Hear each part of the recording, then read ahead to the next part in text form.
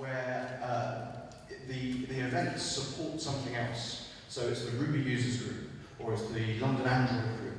There's a thing behind the meetup. So these companies can sponsor any number of meetups where the meetup is not the business. So for us to kind of change into a business, we had to quickly come up with ways that we could make money that didn't compromise the integrity of the events and the ethos of helping the community first. The job board was part of that, but really what does it is at the moment it's the hackathons. So we run hackathons for banks, for insurance companies. The art hackathon that we did recently, we ran that for an arts organisation, and that's really what our business model is made of at the moment, and that subsidises the community events. But we're still work in progress, the same as any other startup. You know, we have successfully turned it into a business that now employs 4 people.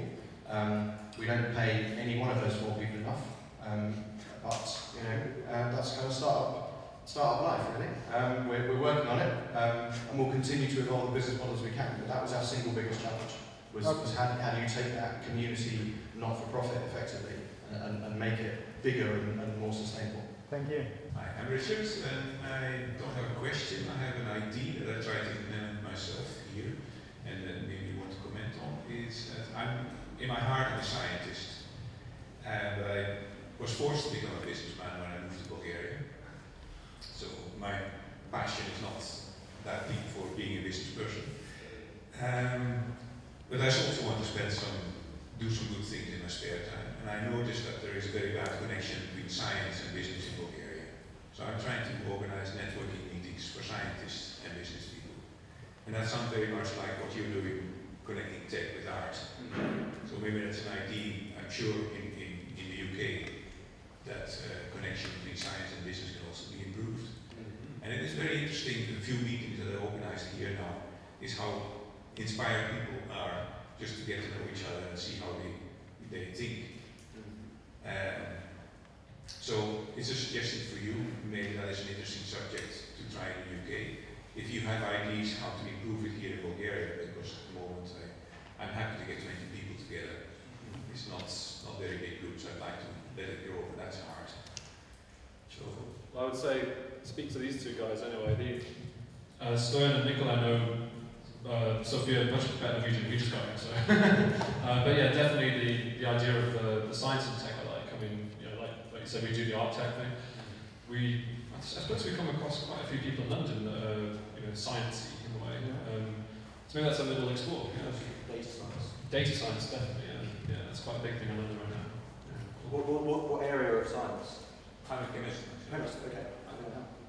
Hello guys. Thank you for your presentation first. I'm very happy that you have here as well. I feel much more relaxed now that I didn't change today. What's your engine of growth behind your, it's just basically event planning with an entrepreneurial twist, and I'm sure your decision to switch from non-profit to for-profit was difficult. Maybe it was even more difficult for the people that knew you to kind of keep on visiting the events, but then again, you're charging the companies obviously, but you said you're also going internationally. The city can drink about this more or less a community event. What's your main engine of growth actually with these event planning? Because some of them seem to be more for the community and for basically good public relations. Yeah, too long question. No, that's fine. So when I say we moved from a not-for-profit to a profit, that we weren't really ever a not-for-profit, we just didn't have any profit. We didn't design it to make money. All the money we got in, we spent on the event. If a sponsor came on late and gave us more money, we'd make the event even more awesome. We'd put better things in, we'd get more stuff in there. So it was never really a case of, it was kind of a not-for-profit. And to answer your question on when we kind of changed it, the first event we changed was the biggest event, Digital Sizzle, because that had the most kind of upfront cost for us. And when we changed it to charging for tickets, the response from the community was, "You idiots! Why haven't you done this sooner?" Yeah. So it was actually, we probably planned the email for about 3 weeks. going back and forth on how we were going to communicate. We wrote a blog post, didn't we? We wrote a blog post, we did this big kind of thing about, look, we're really sorry guys, but we're going to have to charge you. And the response from the community was, duh, of course, like, why haven't you been? You know, so it was yeah, it really surprised us. I think it was a really nice kind of. I think the reason that happened in that way was probably down to the fact that we had been doing it for the year and a half beforehand as not-for-profit, you know. People realised that we were doing it not to make money from them, but because we actually felt passionate about the community, you know. So I think when we made that decision to start charging for the events, for some of them, people were behind us already because they knew where our intentions were, you know. They knew that we weren't trying to scam anyone, that we weren't doing it to rip people off. We were doing it so that we could keep progressing as a company and survive as a company, you know. Without charging some of the events tickets, we wouldn't be able to continue as a company. So I think people realised that and were supportive of us because of that. So. If you could group the countries where you're in according to, let's say, development or state of the ecosystem, what are your most stark observation of, let's say, group them in three, and what would you highlight as a very significant challenge? So just to give an example, in the UK everything is pretty much developed, so I wouldn't imagine you have a big challenge there. What would be the challenge for the remaining of the network of the countries where your network is? I think there's kind of different challenges. So we're in Berlin, but we've only been in Berlin for 2 or 3 months. And part of that reason is because it is an established ecosystem, or an establishing ecosystem. There was nobody there that felt they needed the event, wanted to run the event. We are there now, and the event is running well. But that I would put in one of the more kind of mature ecosystems. The challenges of running them is we don't do enough of this. We don't have the funds from an event that we don't charge for to visit all of our kind of locations. So there's one in Sao Paulo in Brazil. We've met with Ricardo, the guy that runs that, not only because he was in London. We can't afford to go to Brazil and learn about that ecosystem in the kind of detail that we'd like to. So that's probably our biggest challenge. And we're working on some online solutions that will hopefully kind of pull all of the communities in and kind of help them grow. So if anybody here was doing a business that would be particularly relevant to Brazil or Latin America, you could speak to somebody through our kind of network without having to go there, potentially on a wasted trip. And then if you do end up going there, there's a support infrastructure for you to kind of tap into already to say, who should I go, where should I stay, what areas are the start areas of town. So the problem with the worldwide network, and it kind of expands on its own, as Mike said, we don't often say to people, please can you run in this area for us? People come to us, so we don't really have any control over that.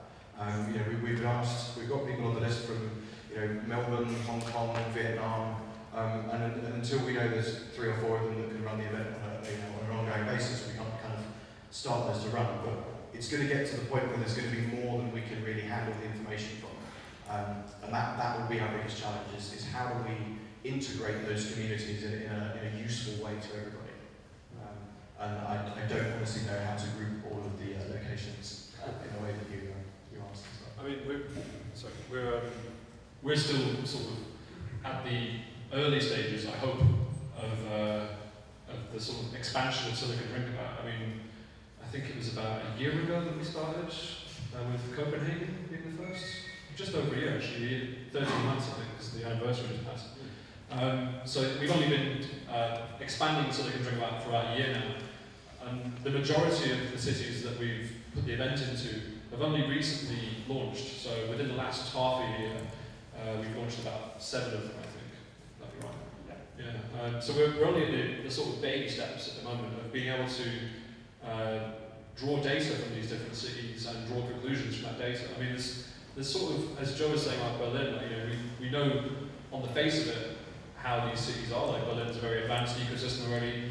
And as I said earlier, things like with Copenhagen, they needed it because they're sort of spread out around the city as opposed to being in one pocket, So there's things like that we can identify, but we're at the very early stages at the moment of being able to pull all that data together. But yeah, I mean, the big idea, the big picture for Silicon Drink About is not only to grow communities in each city, but also to grow that kind of world network. So ideally, hopefully, fingers crossed, at the end of the day, we're going to have a Silicon Drink About in every major startup hub around the world. So wherever you're going, whoever you want to talk to, you can talk to them through that network. And if you are traveling to London, to Berlin, to Toronto, you can know that on a Friday night there'll be a place for you to go, and there'll be people there you can meet and talk to that have a similar mindset to you. So that's really our goal. And with the data, we're still trying to work out ways to bring it all together, basically. So I'm sorry we can't say more than that at this stage, but we're still learning ourselves. Hi guys, I'm Chris. I'm a little bit puzzled because you guys are, you're tech entrepreneurs yourselves. You're not 20-year-olds spending 3 months in an accelerator program. And there's a huge opportunity cost spending all this time. I'm kind of puzzled, what's your long-term goal? How are you going to make loads of money? Or have you just given that up and you're just going to be... We didn't intend for this to be a company. We started out by doing the events because we love them. And we've recently had to pivot into a business that makes money. So we're still trying to figure out all that kind of thing. We don't know what the next 1, 2 or 3 years will look like for us. There's things that we're trying, like the jobs board, like I mentioned earlier on. And yeah, we're doing like corporate hackathons for clients to make money for the company. But we realise that that's not scalable. We can't make that bigger and make a lot of money by doing that without expanding the team, and then it's all just going to balance out. So we're really trying to work out ways that we can make the company more successful and continue what we're doing, but in a way that doesn't jeopardise what we've built. We don't want to make money from the people trying to help at the end of the day. So yeah, we're still figuring it out. Yeah, absolutely. And my background is kind of a little bit different. So I'm an accountant. I worked for an oil company. I worked for a motor racing circuit. I then went to a tech startup nearly 10 years ago, and I enjoyed that experience immensely. The people I got to work with were just so much more kind of alive than everybody else. Entrepreneurs, they've got that passion, they've got that buzz, they want to do that. That company got sold, and I went back to oil, and I realised that I didn't want to work for anybody. Thank you guys for being with us. Thank you very much.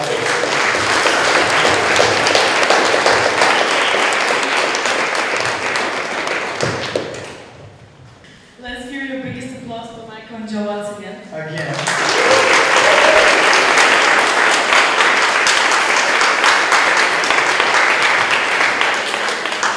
As you know, traditionally, we have this video section with you guys attending, and ladies, I'm sorry, attending our event. So, if you want, after the event finishes, you can come in front of our camera and answer the question, how important community is important to success of your business? Lastly, we started Smart. A big thank you to our general partner, Super Hosting, and to our sponsors from Federico and Roberto for making this event possible.